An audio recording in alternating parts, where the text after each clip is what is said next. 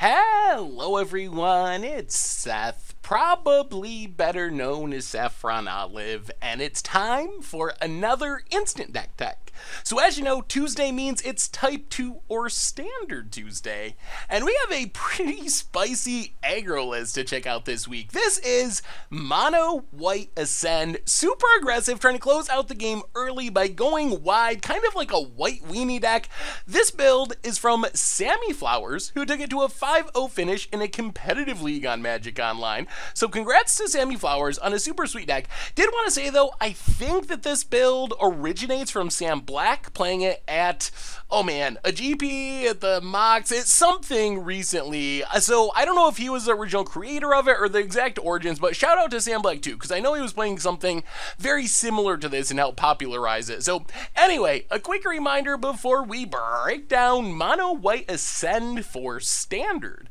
If you enjoy this deck and you want to see it made into videos, take a minute, click the like button, the subscribe button, leave a comment, anything you can do to support your deck, because whichever deck is most popular gets a shot at being made into videos next week. So Mono White Ascend is built around, well, the Ascend mechanic really. We start off with 2 Ascending 1-drops. In this deck is about as low to the ground as possible. Every creature in the deck is 1 or 2 mana. The deck has a couple of 3 mana enchantments, but it is as low to the ground as you can get. So Sky Marcher Aspirant and Snubhorn Sentry are kind of meh at first. I mean, Sky Marcher Aspirant is a Savannah Lion. Snubhorn Sentry can't even attack. It's just a 0/3. However, if we can turn on Ascend, these cards get really powerful. A Flying Savannah Lions is pretty close to like standard Delver of Secrets. Snubhorn Sentry turns into a Wild Nacatl. And the idea of this deck is if we can curve out with a bunch of 1-drops, play a couple of cards that put multiple permanents on the battlefield, we can turn on Ascend like turn 3, turn 4, really early in the game,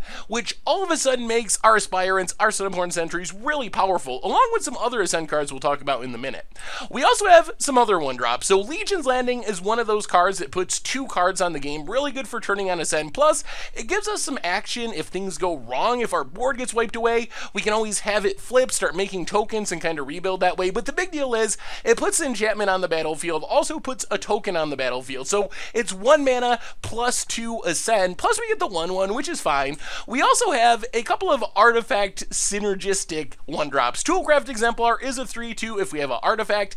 Bombette Courier gives us a 1 mana artifact to pump our Toolcraft Exemplar, plus Bombette Courier fits with the theme of the deck, being aggressive, being cheap, and it's just a really powerful card. While we are mono white, one of the nice things about being mono white is we can kind of free roll some fast lands to activate off-color abilities, so we can still use Bombette Courier to refill our hand, even though we're really a mono white deck. Moving on to the 2 mana slot, we have a couple of more artifact cards to turn on our Toolcraft Exemplar. So if you go turn 1 Toolcraft Exemplar, turn 2 Scrap Heap Scrounger is going to turn it on. Plus, as I was saying, just like with Bombette Courier, we can afford Concealed Courtyard, Inspire of Industry, so we do have ways to keep getting back Scrap Heap Scrounger, another card that's good when things go wrong and our board gets wrested away. Servo Exhibition, another card that just puts 2 things on the battlefield for Ascend to try to turn that on as quickly as possible. Plus, going wide is kind of the theme of the deck. And then Adanto Vanguard has just proven to be a really powerful, super annoying 2-drop. Attacking for 3, really hard to deal with. We're the aggro deck in just about every matchup, so paying a little bit of life, usually not a problem, because we're trying to close out the game and kill our opponent quickly. Then, the big payoffs for the deck are pretty spicy. So our other big Ascend card is Pride of Conquerors. So Pride of Conquerors is kind of meh if you don't have Ascend. 2 mana, instant speed, creatures you control get +1/+1. On the other hand, if we can Ascend, thanks to all of our 1-drops, our Legion's Landing, our Servo Exhibition, then we're pumping all of our creatures +2/+2, which makes Pride of the Conquerors a little bit worse than like a 2 mana overrun. We just put all these bodies by like turn 4, we're casting this, maybe casting 2 of these, and all of a sudden our servos are hitting for 3 or hitting for 5 if we have 2 copies. Our Sky Marcher Aspirant's getting in for 4 or 6 in the air, just huge chunks of damage to close out the game really quickly. And if Pride of Conquerors isn't enough, we also have kind of a backup pump plan in Trial of Solidarity and Cartouche of Solidarity. So Trial of Solidarity just pumps our team +2/+1. Cartouche is sneaky because, yes, in theory, it gives us a way to get back our Trial of Solidarity and run it back. Hopefully the first Trial of Solidarity is going to be enough to close out the game.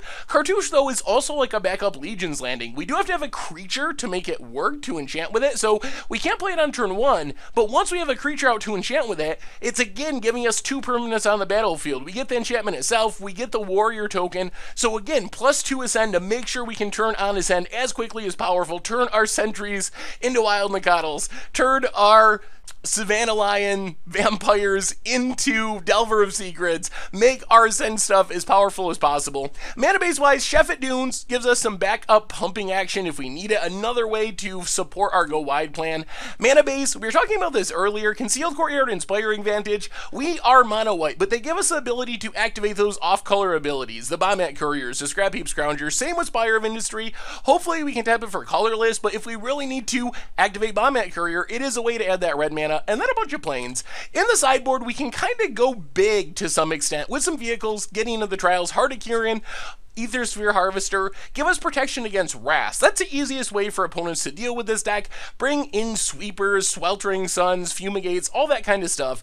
Heart of Kirin, Ether Sphere Harvester, and Gideon give us really good threats that avoid that. So opponent brings in all the Wrath to beat our primary plan.